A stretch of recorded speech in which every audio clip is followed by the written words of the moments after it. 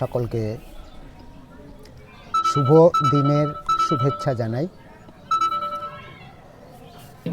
সকালবেলায় একটা কবিতা লিখে ফেলেছিলাম। কবিতাটা ছিল আসলে বিসর্জনকে উপলক্ষ করে। সরস্বতী পূজা স্কুলে স্কুলে হয়ে গেছে, আমাদের স্কুলেও তার ব্যতিক্রম নয়।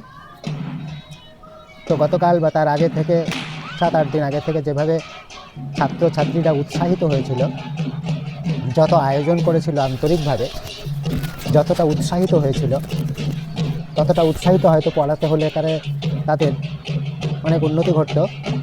যাই হোক, যদিও তা বাস্তবের সঙ্গে মিলে না, কিন্তু তারই যেন তৎক্ষণাৎ একটা সমাপ্তি খুব তাড়াতাড়ি ঘটে যায়। সে কাজের উদ্দীপনা বলো, ভ্রমণের উদ্দীপনা বলো, এগুলো সবসময় অনেকক্ষণ পর্যন্ত টিকিয়ে থাকা বেশ মুশকিলই হয়ে পড়ে। সে বয়সের কোনো তফাৎ হয় না। অনেক সময় বয়স্ক মানুষেরা তাদের ধৈর্য অধ্যবসায় তাকে টিকিয়ে রাখবার জন্য আরও বেশি নিজেদেরকে আত্মনিয়োগ করেন। সেদিক থেকে ছাত্র বা কম বয়সী ছেলেমেয়েদের থেকে অত্যন্ত অনেকটাই আলাদা। সামনে মাধ্যমিক পরীক্ষা, উচ্চ মাধ্যমিক পরীক্ষা, ছেলেমেয়েরা কীভাবে পড়াশোনা করছে, তারা নিজেদের খাতায় তাদের পড়াশোনার যে উপস্থাপন তা সঠিকভাবে করতে পারবে কি না, একটা দোলাচলের মধ্যে তারা রয়েছে। এবং ছোট্ট মাথার মধ্যে এই ধরুন 15 বছর বা 18 বছরের জীবনের মধ্যে তাদের অনেক ধরনের মানসিক টেনশন তারা বয়ে নিয়ে চলেছে। কিন্তু এই মানসিক টেনশনটা যত তাদের একটু বয়স বাড়ছে, তত চারদিকের চাপে, বাড়ির চাপে, শিক্ষক শিক্ষিকাদের চাপে, এবং সর্বোপরি নিজেরও একটা চাপ থাকে যে আমাকে একটা নির্দিষ্ট যোগ্যতায় উচ্চতায় পৌঁছাতে হবে। সামনে যে বিরাট বাধা আছে, সেই বাধাটাকে অনায়াসে যাতে আমি অতিক্রম করতে পারি খুব ভালোভাবে, তারও চেষ্টার ফলে তার টেনশন হয়। টেনশন যদি হয় তাহলে সঙ্গে সঙ্গে অ্যাটেনশন, মানে মনোযোগ। আর টেনশনটা হচ্ছে ধরো কী করব না, মানে তার একটা স্থির সিদ্ধান্তে উপনীত হওয়া যায় না, কী ফল হবে না। এই যে টেনশনটা তৈরি হয় তাহলে অ্যাটেনশনটা বাড়ে, মানে একে আমাকে ওভারটেক করতে হবে বা ওভারকাম করতে হবে। সেই জন্য ছাত্রছাত্রীরা চেষ্টা করে থাকে। এবং কখনো কখনো শোনা যায় যে ছাত্রছাত্রী তারা মাধ্যমিকের দেওয়ার আগে পর্যন্ত তারা সঠিকভাবে বই নিয়ে বসতে পারেনি, বা 3 ঘন্টা 4 ঘন্টা 5 ঘন্টা এর বেশি পড়তে পারেনি। প্রতিদিন হঠাৎ করে তাদের জন্য একটা মিরাকেল ঘটলো, সেই মিরাকেলের মাধ্যমে তাদের সুন্দর রেজাল্ট হলো। এটা একটা চমকানো ব্যাপার, কিন্তু এই চমকানো ব্যাপারের উপর আমাদের সবাইকে নির্ভর করলে চলবে না। তো আমাদের এগিয়ে যেতে হবে, এগিয়ে চলতে হবে, এবং সামনের যে সামাজিক দায়িত্ব কর্তব্য, সংসারের প্রতি, ভাই বোনের প্রতি, শিক্ষক শিক্ষিকার প্রতি, স্কুলের প্রতি, এবং সর্বোপরি যে সমাজ ব্যবস্থা বললে তো আর কিছু বাকি থাকে না, এবং সেই দায়িত্ব সামলানোর একটা ব্যাপার থাকে। এবং সেরকমই একটা দায়িত্বের উপর থেকে আজকে সরস্বতী পূজার বিসর্জন অনেক স্কুলে হয়ে গেল, এবং তার সঙ্গে সঙ্গে এই স্কুলটাও তার ব্যতিক্রম নয়।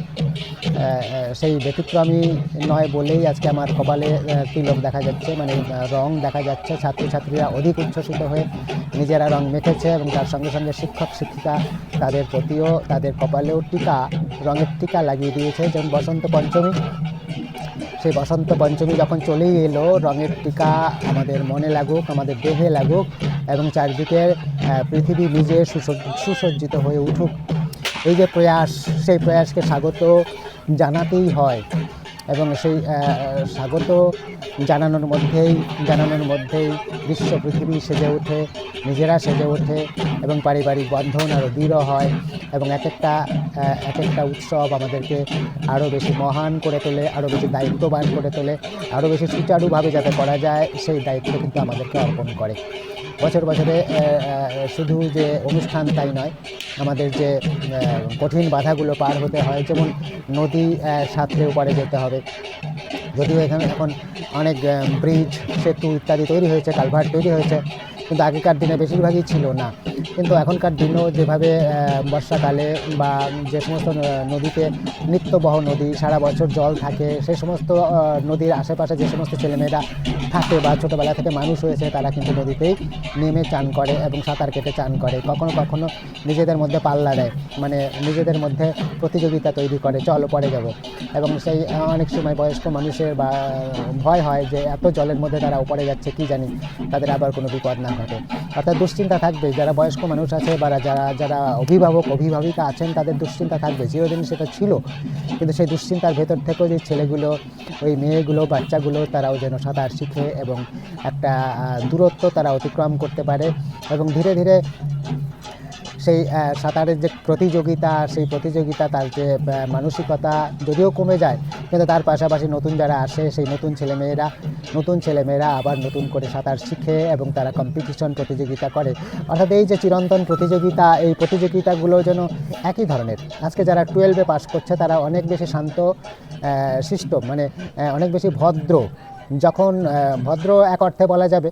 আর আজকে যারা ক্লাস 5-এ বা সেই ছেলেমেয়েগুলো যখন ক্লাস 5-এ ভর্তি হয়েছিল, তারা অন্য বিষয়ে বেশ চঞ্চল ছিল, পড়াশোনার মনোযোগটা অত্যন্ত কম ছিল এবং তাদের নতুন স্কুলে হিসাবে তাদের বয়ে এনেছিল প্রাইমারি স্কুলের যে স্বভাব বৈশিষ্ট্য, যেভাবে বেল বাজানো বা শিক্ষক মহাশয়কে যেভাবে আপন করে নেওয়া, সেদিকটা চলে আসে। আর উচ্চ বিদ্যালয়ে এলে সেই ধারাটা তাদের দাদা বা দিদিদেরকে দেখে অন্যরকম পরিবর্তন হয়ে যায়।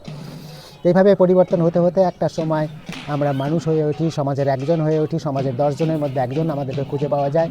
সেই আশা আকাঙ্ক্ষা আমাদের সমাজের সকলের রয়েছে, দায়িত্ববান মানুষের রয়েছে।